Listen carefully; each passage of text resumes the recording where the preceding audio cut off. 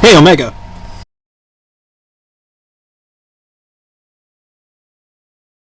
Omega? This is Earth to Omega. Oh, fuck. I guess it really must have happened then. Is there anybody else at the other end of this line? Sorta. There's me. Oh, Jesus Christ. Oh, that's a joke enough. I'm gonna start the show.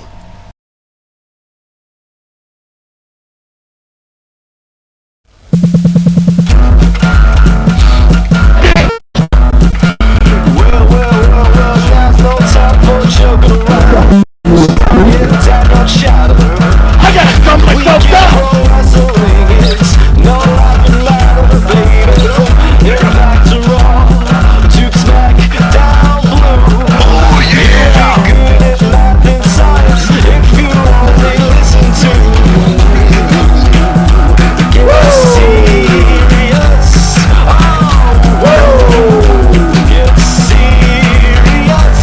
Oh, whoa! Get serious. Okay, this entire thing is really confusing. So, yes, everyone. Welcome to episode 71 of wooo Serious. I'm Gunner. And I am joined this week by my wonderful sound producer, Mr. Yankum TDS. I'm here under duress. What about your dress? And that's because the other person that is sitting to my left in, the metaphysical realm of the online world is the one, the only, the Net Jester. Hi, everybody. How are you doing? We're mediocre. Well, apparently Omega is being attacked by ants. Maybe he should call the colony and have them get out of his house. And Vassar is currently out for food, and, well, he went out with Ryback, so it'll be a bit. Oh, good lord. We'll never see him again. Now I'm worried if Vassar will come back alive. Lord knows, Ryback will probably eat him. That feeling when you realize that Jester thinks this is all real. So let's start with the news here. The Rock has been all over promoting Pain and Gain, which has received very split reviews and debuted at the top spot with $20 million. Actually, had a $25 million budget. He mentioned to USA Today that he had snort powdered milk to simulate cocaine and claims he didn't take any drugs for the role, hinting at steroids, and admitting he experimented with them at the University of Miami for football. His surgery to repair his 3 hernia tears caused him to miss the LA premiere of the film, and director Michael Bay commented saying he should, quote, grow up and quit wrestling 300-pound men, end quote. A comment later clarified as a joke, and that Rock had responded later jokingly, saying he would switch to wrestling women. Rock continues to propose the idea that WrestleMania main event was his last match due to his injuries and other commitments.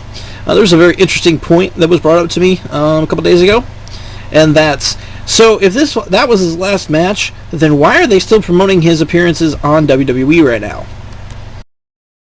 Oh, just like the proverbial bad penny, he'll be back.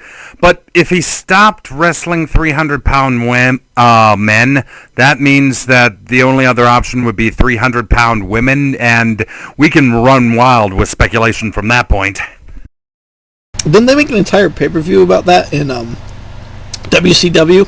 Hog Wild? Oh, ouch.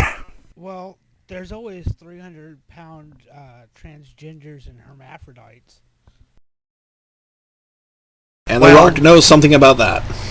Yeah, I wasn't gonna go there. So which one of you two want to read the next news bit? Oh, I'll try taking it. Oh, you want to do it, Yankum? Go ahead. No, it's fine. I got it. I don't want to trouble you, Nat Jester. And this is the way tonight's going to work, ladies and gentlemen. All right, I'll try to get the next one. No. Kenner will get it. Variety magazine reports that WWE and Yahoo have teamed up to provide exclusive video content, most notably a 30-minute Raw pre-show starting this summer The deal includes 2 weekly series of original content and pay-per-view pre-shows, likely ending WWE's YouTube partnership. WWE announced Thursday that WrestleMania 29 set a record as the highest grossing event in company history, earning $72 million, up from $67 million at WrestleMania 28. WWE held their shareholders meeting Friday with little fanfare and an unusually short runtime. When asked about the WWE network, Vince remained confident about its launch and success, with CFO George Barrios saying it would triple the revenue backstage. The feeling is with the new programming partnerships, the WWE network is nowhere near ready and probably won't even happen this year. Or ever, in my so humble opinion. I have a feeling the WWE Network is going to be exactly like Duke Nukem Forever. Oh, God, it can't be that horrible. Well, Yankum finished getting himself eaten by dogs. Let me just say that this is the most exciting internet news I've had since One Life to Live and all my children have come back on Hulu. Plug. But, yeah, I mean, if YouTube can only take you so far, and why not be with a company like Yahoo, who has been here pretty much forever, be that good or bad, and if they can get their shit together as far as streaming, you know, it ought to be pretty fun. I don't know. I mean, the new content thing really interests me because, you know, that's getting more people more airtime. But at the same time, it's burning people out because, I mean, for example, UFC has just had 3 pay-per-views in a row, like 2 free shows and a couple pay-per-views, and like the Tough Enough season finale or some shit. And like, you know, people get burnt out just watching 2 hours of Raw, and you could really feel them dragging as well. So, I mean, is more content really the answer here? Or is, you know, or I think that people are really can get burnt out on all of this, and I'm worried about that. Well, Dana White wouldn't know the term enough if it came at him from him being beaten in the face by, what's his name, Tito Ortiz. I mean, I hope that Vince is a little bit wiser, but with the experiences that we've had with him in the past, who knows? Just got to take a wait-and-see approach. Watch this space. You now realize that they are trying to actively pitch NXT on some sort of TV in the fall in the U.S. It's still on in Canada, by the way. Yeah, that's weird. All right, I'll take the next one. No. Don't all get up at once. No, I got it. Though Nikki Bella is romantically linked to John Cena, there is no animosity towards her as there was towards Michelle McCool during her time in the company, dating The Undertaker, but that she and her sister can pretty much get away with a lot. Meanwhile, Rosa Mendez was at home from the European tour this past week for personal reasons that the Observer reports is partying too hard. A problem she's had issues with in the past. She is, however, considered the star of Epico and Primo Tag Team due to her charisma and has not been suspended or released. Apparently, you should start expecting some spring cleaning going on relatively shortly. So, you think that Rosa might be... You think Rosa might be at the top of the list when it comes to future endeavors? No, I think Epico and Primo will be. Oh, ouch. Let this be an object lesson, ladies and gents. If you got a cute little butt, you can get away with a lot. And I meant that to rhyme somehow. But it didn't, and it failed. No, I mean... Bree's dating fucking Daniel Bryan, apparently. Ooh, I don't know about that. Bree and Daniel equals goat children. Run away! Speaking of run away, there's Hulk Hogan sex tape news. How's that for a good segue? Omega BR and Gunner could learn something from me. According to the Hollywood Reporter, A judge has granted Hulk Hogan's request for a temporary restraining order against the website Gawker.com, forcing them to remove footage from his sex tape from their website. Hogan later requested that they be held in contempt for disobeying the order after they removed the footage but kept the description and included a link to where the footage could be viewed elsewhere. Hogan refiled his $100 million lawsuit against Gawker in Florida State Court in January after dismissing it in federal court last December. They'll see some sort of money out of. He'll see some sort of money out of this. I mean, that's still. I mean, Hogan. Hogan's still trying to bat for the fences here with money, but yeah, that's still wrong. I'm just saying. Then the fact that I'm not siding with Gawker. I'm not siding with Hogan here. I'm just saying that's wrong that Gawker put that up. Yeah, I will agree with that 100%. But if you're gonna be rich and people who make sex tapes, they gotta know that sooner or later this will get out. But Hogan, as we all know, said that this was not made without his knowledge, and he wants nothing to do with it, and he wants to shut it down quickly. And personally, even though he showed poor judgment, in my opinion, banging his best friend's wife, I agree with him that I don't think this tape should be out there at all, no matter how hot she is.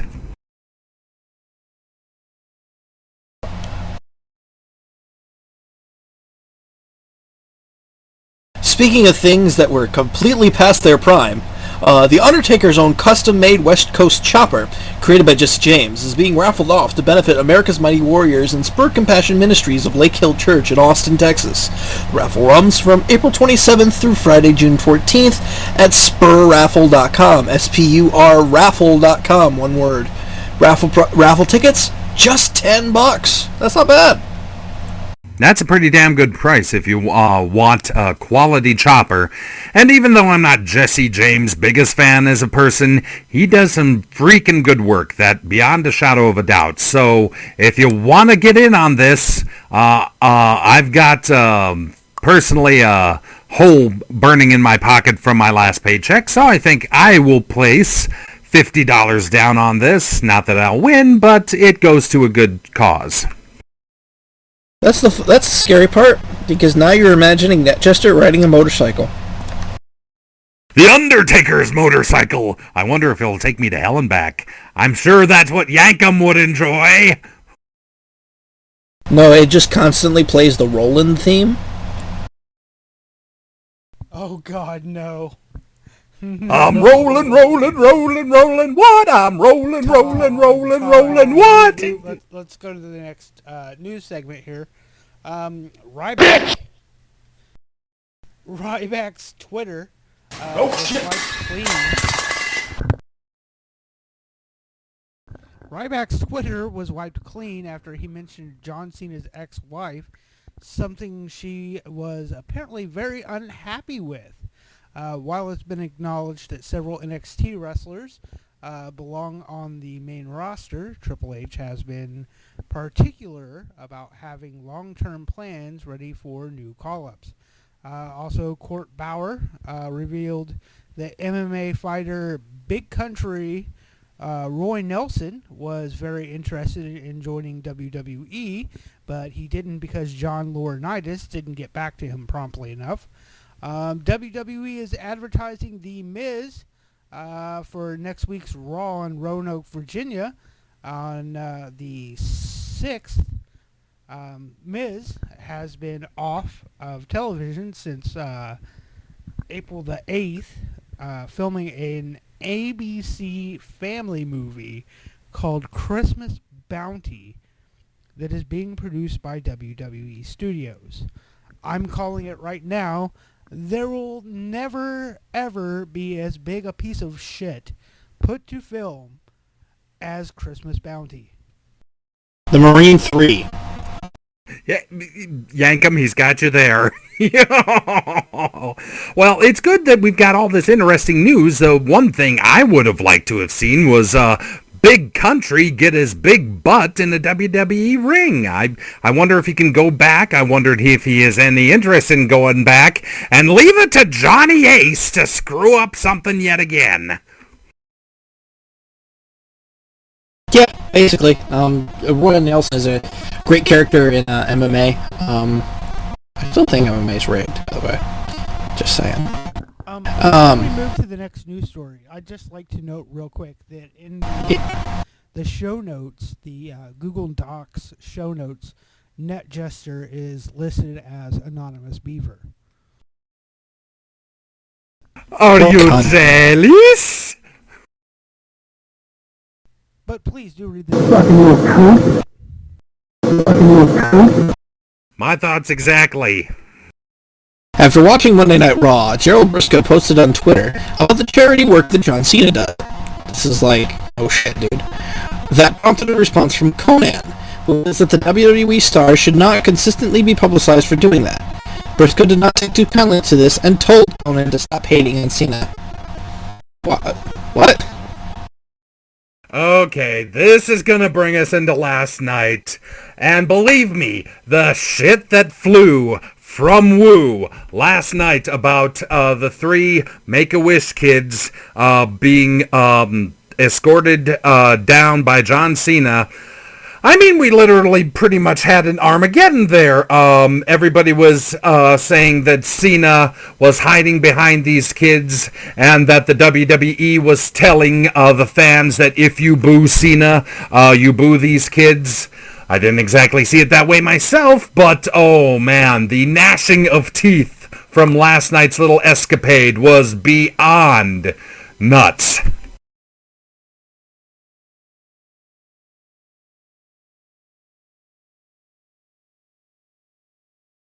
All I know is Lightning Logan is ready, brother. Lightning Logan and the Eliminator. There's a tag team for ya. No, the Eliminator and Nick the Stitch are the tag team, and then you push Lightning Logan to the fucking moon. You have to go over everybody. Okay, let's face facts. Nick the Stitch needs rebranding. All right, we've got to get Mr. Ryan Reynolds here into a Ryback gimmick. Holy crap, you guys are actually talking about these kids as if they are professional wrestlers. Do yourselves a favor and stop. Stop. Now. Because that's just wrong. No. Just no. Party over. Alright, so that's it for the news. We're going to move on to 15 minute time limit, but first I'm going to plug Super Blizzard Music by saying superblizzard.com. Super Blizzard Music, and he's a good guy, and I like him, and he did our theme song, so we're going to plug the shit out of him, as we usually do. I got a song here. I have no idea what I have lined up, because I haven't seen my soundboard in a while, so you guys get a random surprise.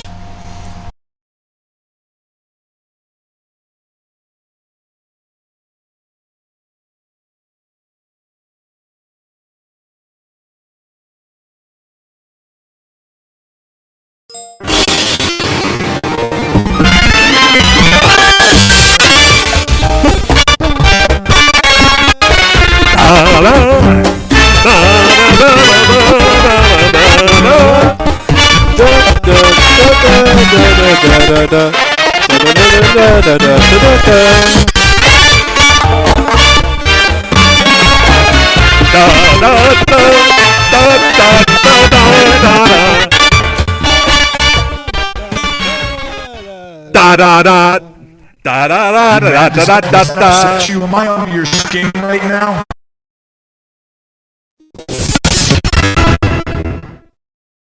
Alright, it's time for some 15 minute time limit, and I guess Vassar's rejoined us. Yes, I have.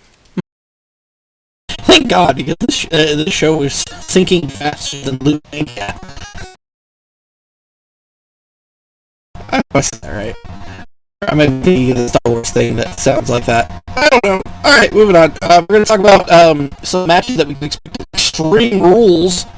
So, what are you guys actually looking forward to with this Extreme Rules thing? Because this has been changed so many times. and okay, I'm gonna start off with this because I don't exactly see it on the thing. Do you think Undertaker will wrestle at Extreme Rules? Yeah, I could see a 3-on-3 tornado tag match with Team Hell No and The Undertaker versus The Shield. That would be nice. You know, some good stipulations in the good six-man would be pretty good. I still say that if The Undertaker's going to get in on this, he might want another crack at Dean Ambrose, and I'm pretty sure that Woo would shit themselves over a rematch of that caliber, being the last match they had was pretty much effed over by the Shield. But that all depends upon whether or not Undertaker can get back in the ring after that wretched beating he took on SmackDown.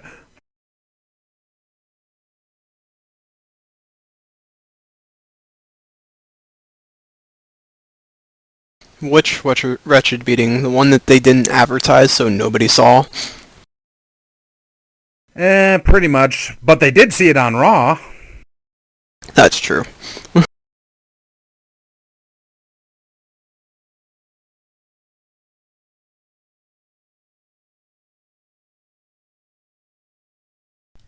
I don't know if Undertaker is really up to a Extreme Rules match though. Oh yeah. It wouldn't necessarily. It would be those qualifications, you know. But the question is, would it be? Would it be still special? I mean, I would look for Undertaker to get kind of knocked out early somehow,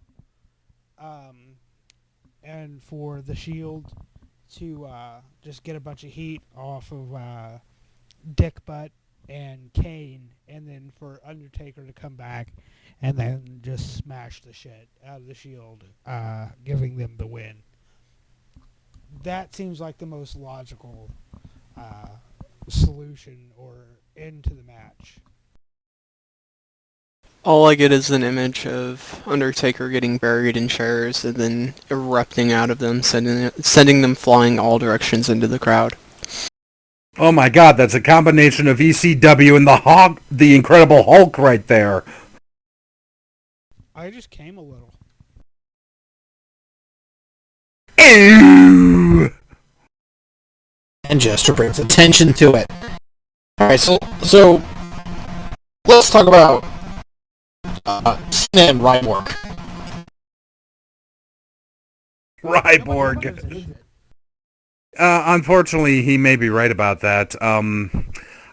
This semi-tweener turn that they've given Ryback is not as interesting, at least to me, as it is to other people, but very few people, at least I think, are showing interest in this either, so WWE might have stepped off a cliff here that they wish they could grow wings and fly back to. From what I understand, it's not even a fucking gimmick match. Like, what's the point of having this title match at Extreme Rules if it's not even going to be a gimmick match? It ought to be last man standing, in my opinion. It should be, but also the only interesting thing I've seen from it, unless they get a stipulation, is the further we go with Ryback, the more and more he starts dressing like Goldberg. Oh, good God, yes. He needs to stop reading, by the way. If you can't tell, he's reading all his promos and sticking line for line with everything that's written for him. Oh, hell, he's reading cue cards off the field of vision of the television camera. We can all see that. But yeah, when you walked out of the arena last night, tell me nobody with that crappy-ass leather jacket thought, Goldberg, Goldberg. Nope. Okay. Cena's Achilles. Is it a work, brother? It's a work so Ryback can have a chance, I guess. Yeah, I'm not exactly sure if it is a work or if it is legit because of we've all accused Cena of not being able to sell at all. He sells like death, I think was the nicest thing ever said about his selling ability. But if it's a legit, if he's not selling it and it's a legit injury, then, you know, as much as we all don't like Cena on occasion, he's risking his health doing this shit, man. Mind you, it's not as bad as what Edge did to himself there. Popping himself out for 9 to 12 months. Wouldn't that scary if Cena hurt himself again?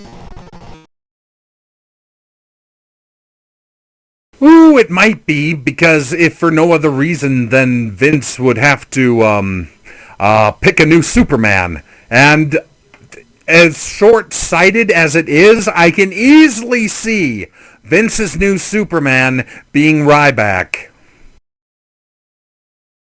Ambrose versus Ryback for all the titles. Yeah, exactly. You've seen that one picture photoshopped of Triple H wearing all the belts at once? Yeah, imagine that on Ryback now and run away in terror.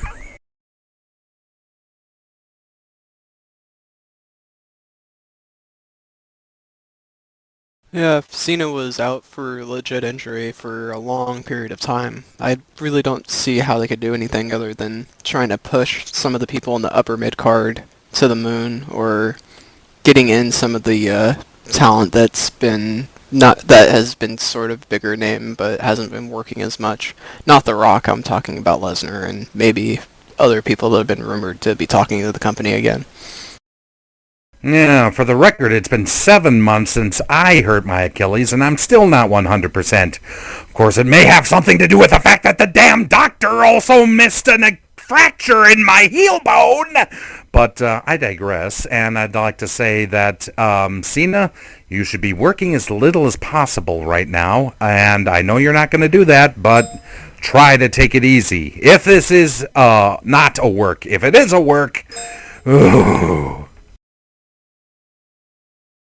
Alright, let's actually talk about the match I'm actually excited about. The ladder match for the World Heavyweight Championship. Yes! Zigglypuff versus ADR. And I'm pretty much excited about this match because the ladder matches that are for titles usually have some interesting shit on them. Now, normally my favorite ladder match of the year is the Money in the Bank ladder match because some amazing spots happen in that. So when you got a ladder match with just two guys, you know, you scratch your head a little bit and say... Three. Oh, 3? That's right, it's a triple threat. I'm forgetting about Swaggy. Son of a bitch. Yes, well, that whole new thing on it. And especially... No, Gunner! Super Dragon is not part of this ladder match, no matter how much you wish he were. Anyway, when you throw Big E into the mix here... I'm sure you do, Scott, but when you throw Big E in the mix here, this ought to be good.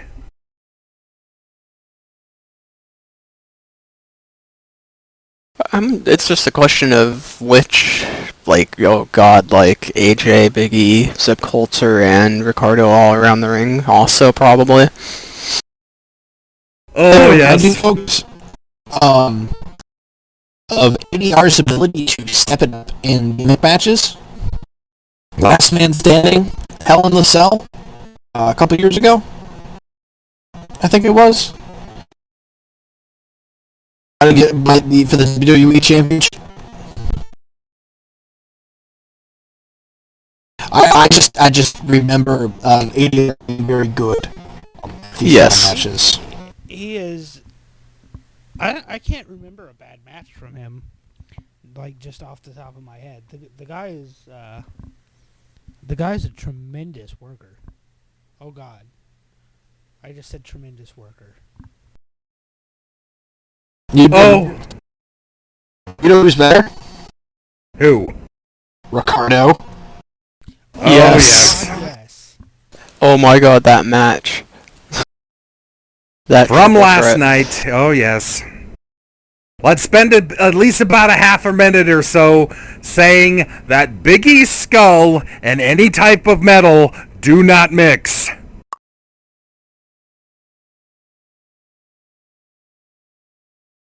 Big E does not fear buckets.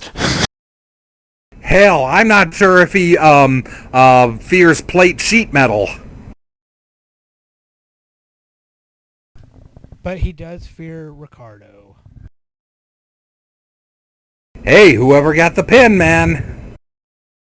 Alright, so there's another match on this card that might be interesting. You know, the rubber match of Triple H versus Brock Lesnar. Which I'm bored to tears with. Nobody cares. I know I said that about the Cena match, but really this match, nobody cares. There's nothing on the line. No. There's nothing on the line. You're right about that, Yankum. But it might be interesting because of one reason and one reason only that hasn't been 100% clarified. I could have sworn that Paul E. or somebody said old school cage match. Now, for the record, do we mean the usual cage match we've been seeing the past few years, or by old school?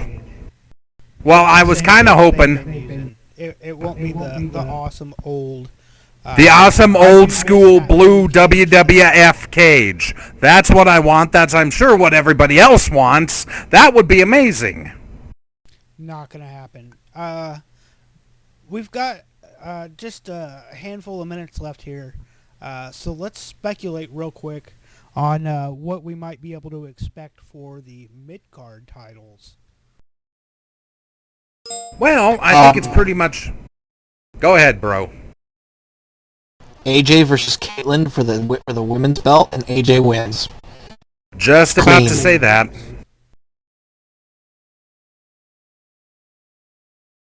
That's not really a mid-card title, though. But that means that AJ and Dolph will have belts together. Yes, matching belts for the WWE Power Couple. That has everything. I also expect sometime this summer that the Shield will acquire a large amount of gold. Like both mid-card titles and the tag team titles. That would be amazing. That would be pretty damn good. And and then send the tag titles under whatchamacallit, Freebird rules. Yes. Oh, yes. Yes. Can I leave here tomorrow? Yes. And, whatchamacallit, I want you guys to realize something. When did Team Hell No win the titles? Jesus Christ, it's been a while. Like It's 8 been about months ago? 6 months. Yeah, like 8 months ago. There you go. Team Hell No has been the best tag team for 8 months. I mean, it doesn't say anything about the division because the division's been really hot. And they're still on top. That's pretty cool, to be completely honest. What the fuck is up with Cesaro? Jesus. De-push the guy much. Oh my god, did you see what happened during Raw Active? I mean, they had him come out and basically yodel his ass off. And I don't know how you push a guy who yodels his ass off. I don't even want to live on this planet anymore. Sarah must have fucked up something down in fucking FCW or some shit. Wonder if Randy Orton took a shit in his bag. Oh. Oh, you shit in one diva's bag, and then you get blamed for it every single time it happens after. You think X-Pac is still getting blamed for every shit sandwich that comes along? Yes. Absolutely. If he's in the locker room, yes. Okay, good point, but still.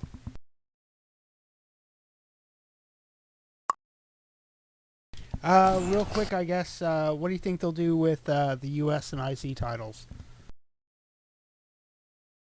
R-Truth will face one of them. And the other will have...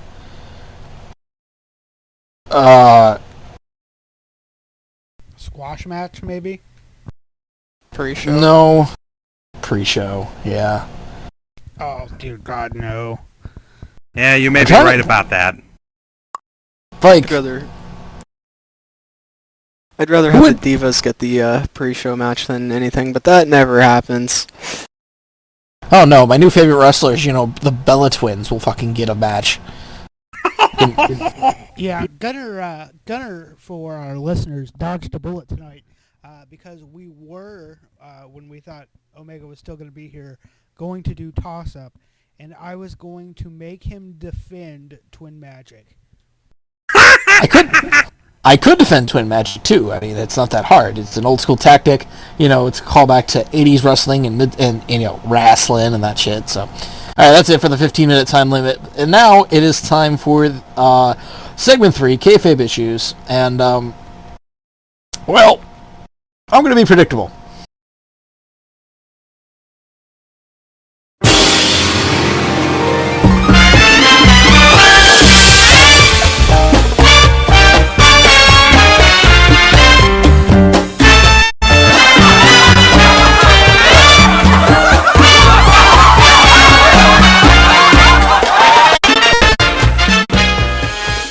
But my dancing is not that bad. Sniff, sniff.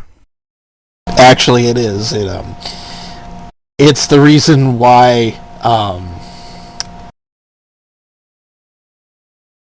It's the reason why Bo Dallas got pushed down to NXT. Oh, dear God. Thank you, Matt Jester's dancing. All right, so yeah, take it away. Fuck. Oh, you were not aware of this? Your posterior better contact someone at once! It's time for kayfabe issues, ladies and gentlemen, and we are short a segment because we are short a player. Omega BR is not with us tonight, as I'm sure you've noticed, because the runtime is much shorter than usual. Omega, I love you, buddy. I'm just kidding. So instead of the toss-up, we're just going to do a Fave 5. We're going to run down the list here. I'm going to say a type of match. Since Extreme Rules is coming up, I'm going to say a type of Extreme Rules match. And our esteemed panelists, and I guess Net Jester too, will tell us their Fave 5 of those types. So starting off with Gunner here. Gunner, cage matches. Fave 5 cage matches. You want 5 cage matches from me? You know what?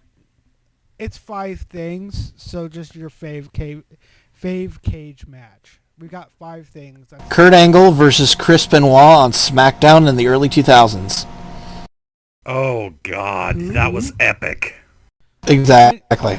I know who Kurt Angle is, but I've never heard of the other guy. Okay. He's been mind erased. Net Jester, your favorite cage match. I gotta admit, I'm gonna go old school, kayfabe is God here by saying Hulk Hogan versus Zeus in No Holds Barred, the match. Alrighty, and Vassar.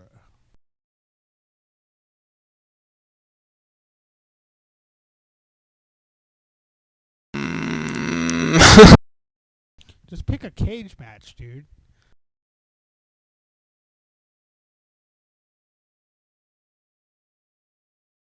Do it. I'm just gonna say, the only one I can think of off the top of my head is Lesnar versus Undertaker. I'm not sure if that was a Hell in a Cell though. Oh god damn it! You could pick a Hell in a Cell. I can pick a Hell in a Cell. That's technically. It's technically a cage. Buzzer. Give him a buzzer. Jesus Christ. We'll just skip you, Vassar. All right. At least for that one, because I couldn't think of one real quick. Alright. Anything with Mick Foley. Any cage match involving Mick Foley. is my favorite cage match. I have an aside moment that is my favorite moment in a cage match. Well, let's hear it. That time that CM Punk took over the Nexus and waved goodbye to Wade Barrett. Oh God. Good Lord. Okay, yeah. Next up here, Gunner, can you tell me your favorite ladder match? Undertaker versus Jeff Hardy for the WWE Undisputed Championship on Raw in 2002.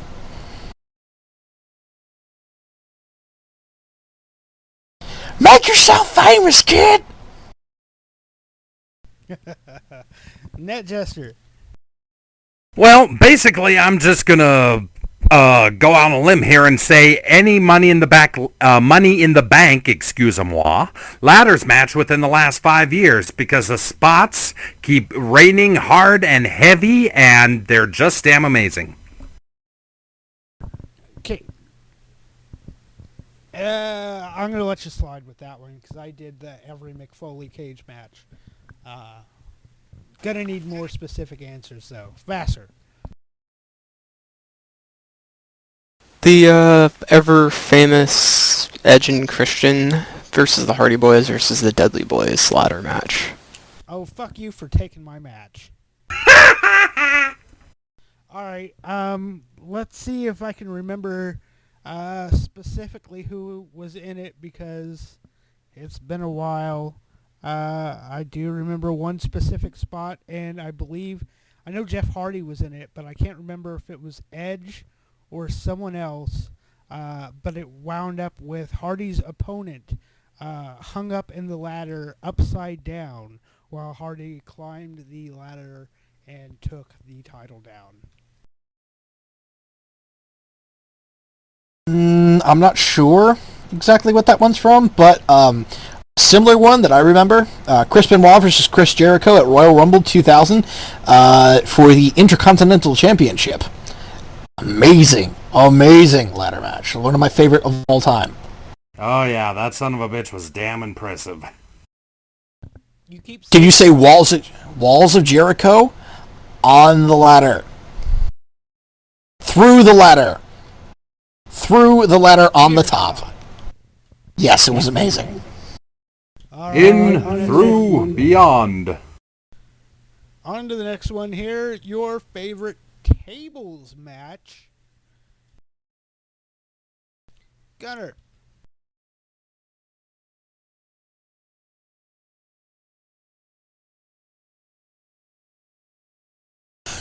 TLC 4. I know that's not traditionally a tables match here, but I really can't think of any specific tables matches that I've watched recently, besides the Sheamus and John Cena one, where Sheamus won the title. Yeah, that was the one I was going to pick. But the one where Kane and Hurricane were tagging up, and they attacked Hurricane in the back, and Kane came out and defended the titles on Raw. By himself. Yes, by himself. A lot of people don't know this, but Kane, fucking boss.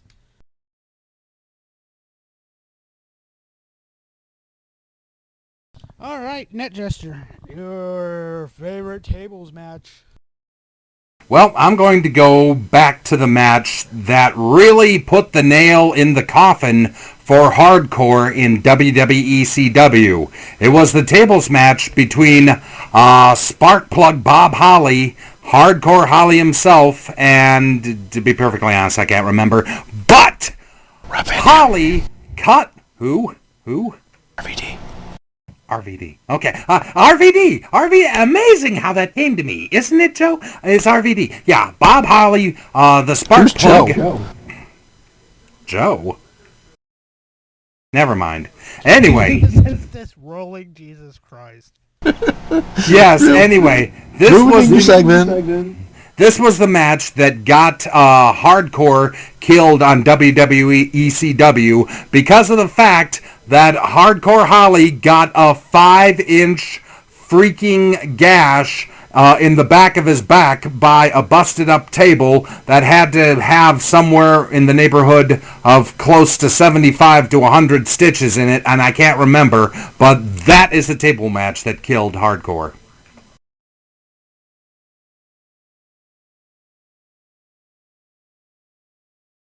And Vassar. I'm going to have to say the handicap match between The Rock and the Dudley Boys back from about 2001, I'd say. It was one of the first, one of the earlier matches that I had seen of that type when I was younger and into wrestling, and still reminds me of just a good handicap match and table match. Alrighty, and Gunner, your favorite last man standing match. John Cena versus Randy Orton again. With the time that Randy Orton almost killed.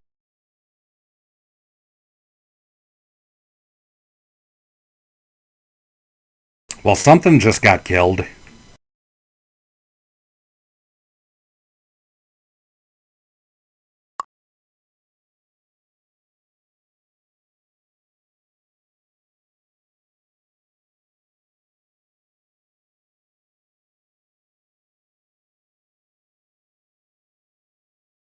User in your channel timed out. Alright, Net Jester. We just lost Gunner. Net Jester, your favorite last man standing match. I'm gonna go old school. Last man standing is pretty much. I can't remember. Did Ken Shamrock ever compete in a last man standing match? I think he did. Only I can't remember who.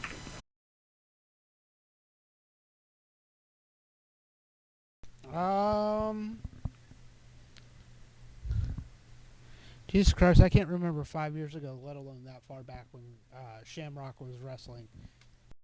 All right. I'll throw myself upon the mercy of the court and say Ken Shamrock, because when it usually comes to guys getting beat the crap out of for no good reason, he's usually a good one to pick. Nope, minus 500 points to you. Since you're not actually a cast member, you can't lose points, so all your negative points go to Gunner. Vassar, your favorite last man standing match. I'm just gonna have to go with something I saw recently. Fully loaded Triple H versus Chris Jericho.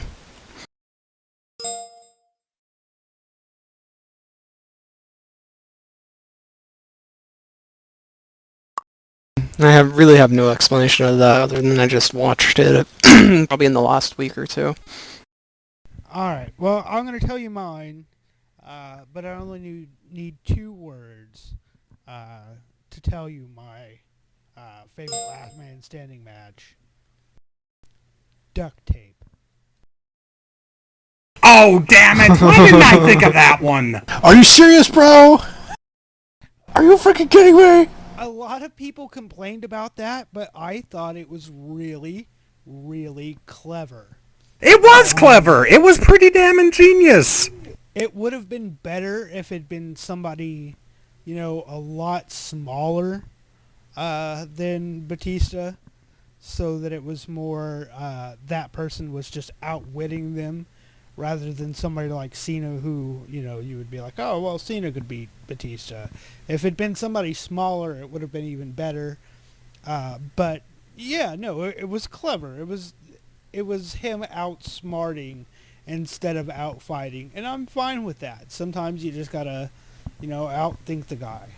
So, finally here, we have number 5 of the Fave 5. Number 5. All right, Booker. Extreme Rules match. Gunner, what's your favorite Extreme Rules match? Keep it up, my nigga. John Cena versus RVD at the Hammerstein Ballroom in 2006. God! Bastard. He keeps doing this to us. Net Jester. Okay, well, perhaps I'll steal someone from someone right now, because what I'm thinking of is the ECW title match between then champion The Big Show and none other than Nature Boy Ric Flair. And my favorite quote from the match from none other from Joey Styles, let me repeat that for historical significance. Ric Flair is using a barbed wire baseball bat.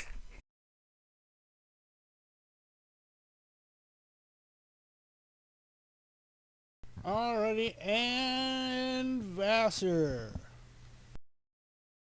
Again, I'm probably going to have to go with a somewhat of a classic. Sabu versus Sandman versus Dreamer versus RVD.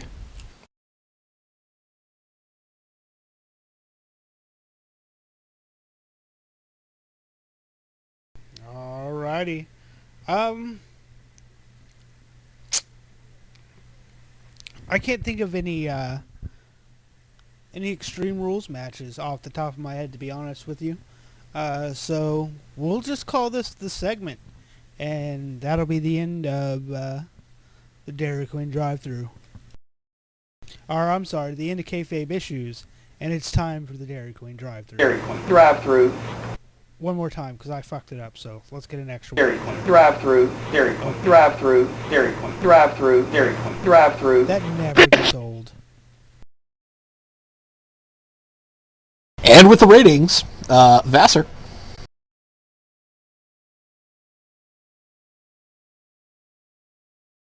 And this week in the ratings. Last week's episode of DNA Impact Wrestling brought a .99 rating with 1.23 million viewers. That number was up slightly in ratings but down 3% in viewers from the .97 and 1.27 million viewers last week. The show did hold up well against the NFL on ESPN, which had 6.1 million viewers. They also had strong competition from the NBA Finals on TNT.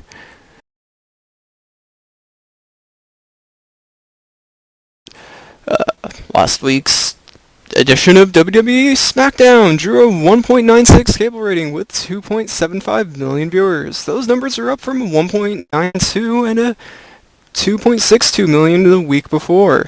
And this is the first SmackDown to round up to a 2.0 since March 29th. This show featured a main event with The Undertaker that was unadvertised to the public at large. And finally, this week's episode of WWE Monday Night Raw did an average viewing audience of 4.28 million viewers. The first hour drew 4.28 million viewers, the hour 2 drew 4.31 million viewers, and the final hour dropped to 4.25 million viewers. This is down from last week's average of 4.44 million viewers.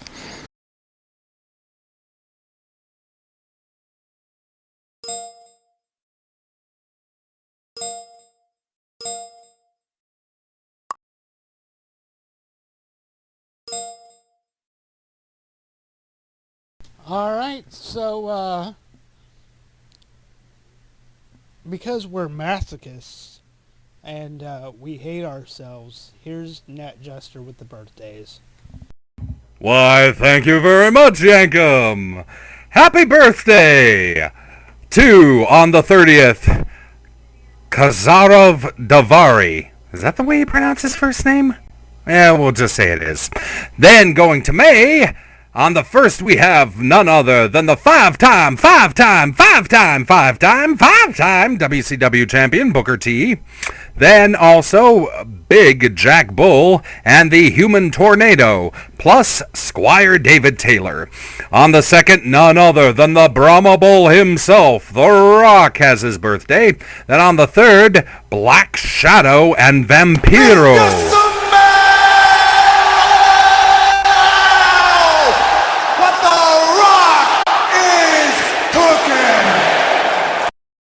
And hope on the timing there, buddy. Hopefully what The Rock is cooking is something he can actually eat with his ripped out whatever the hell he has. Anyway, on the 4th... Damn, man! Anyway, continuing, on the 4th is the legend himself, Mr. Fuji. Also, Ray Gonzalez. Then on the 5th, Hiroshi Hase, then Private Don Kernoodle. You thought I'd fuck that up, didn't you? Then on the 5th, Chad Patton. Continuing also on the 5th is Eve Torres. Then on the 6th, we have Neraro Gran Apollo. God. Net Jester. Nuevo Gran Apollo. Fuck you, you're wrong. Fuck you, we're right. That's still going downhill. Say it. Nuevo Gran Apollo. I gotta dumb myself down. Yes, we know you do, Steiner. Anyway, to continue, on the 6th also, Colt Cabana, and on the 6th... Bullshit! Oh, come on, Colt's not that bad. And on the 6th, Nasty Boy Brian Knobs. Then finishing up... Get my bags! And finishing up, on the 7th, Niles Young, and one of my favorites from the past, Owen Hart. Now... Owen, we miss you, buddy. Yes? And now it is time for This Week in Wrestling without Omega BR. It will be done by the announcer guy. This week in wrestling history, 1977, superstar Billy Graham defeats Bruno Sammartino for the WWF World Heavyweight title in Baltimore, Maryland, ending Bruno's second run with the title.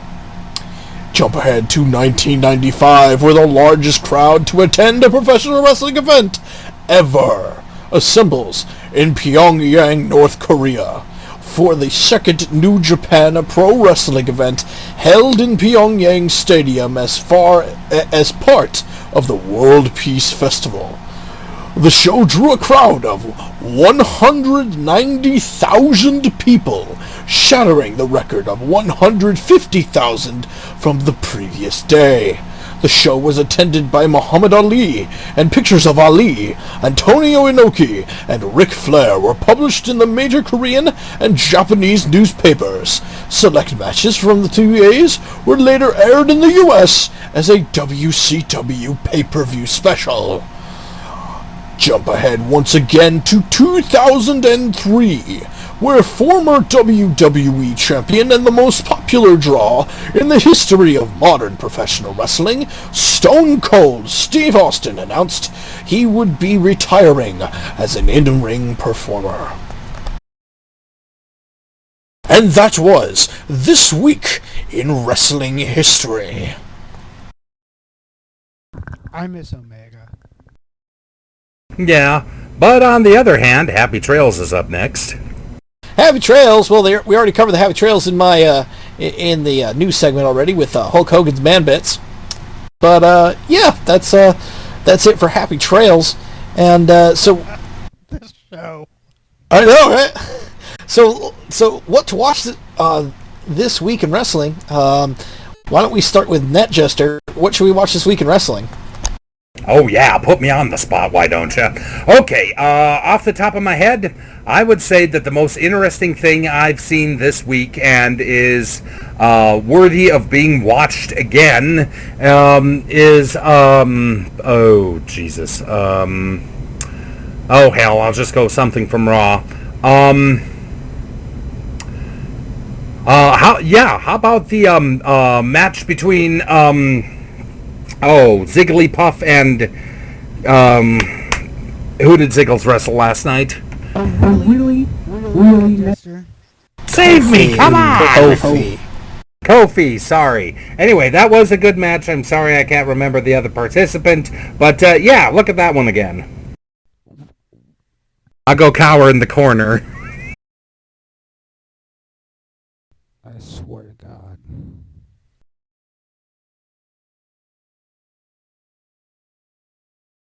Does that make me next? Pretty much. Vassar, do it.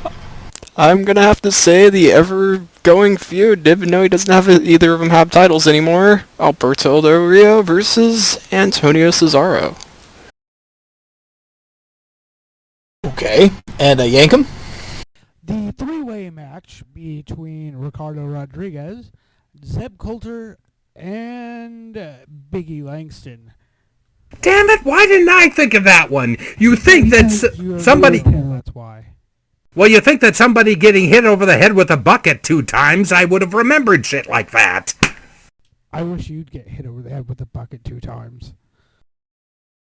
Knew that was coming. Daniel Bryan versus Dolph Ziggler from Saturday Morning Slam. I missed that one. How was Saturday Morning Slam this week? It's hilarious. It was slamtastic. Oh, brother. I'm not going off that bridge. Alright.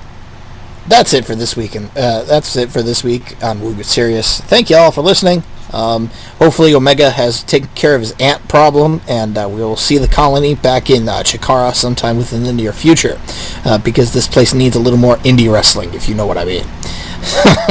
If Omega hasn't killed them. Why do I think he's just chasing ring rats? Is that just me? That's our wishful thinking, maybe. Alright, whatever. So that's the show. Thanks for listening. Until next time, you should probably take care. And, well, Zack Ryder's not spiking his hair anymore. We probably need a new closing segment, don't we? I know. Let's actually plug smarksnark.com and facebook.com/smarksnark and twitter.com/smarksnark, where I spend the entirety of Raw making funny comments and retweeting other people. Because it's pretty cool, and I used to do it, but now I'm just too busy. Or I'm usually at work, which is the problem. No offense. But, alright. Take care. Spike your hair. Woo, woo, woo. You know it. Now I gotta complain on Twitter. About what? Good night, Ned Jester. Good night, Ned Jester!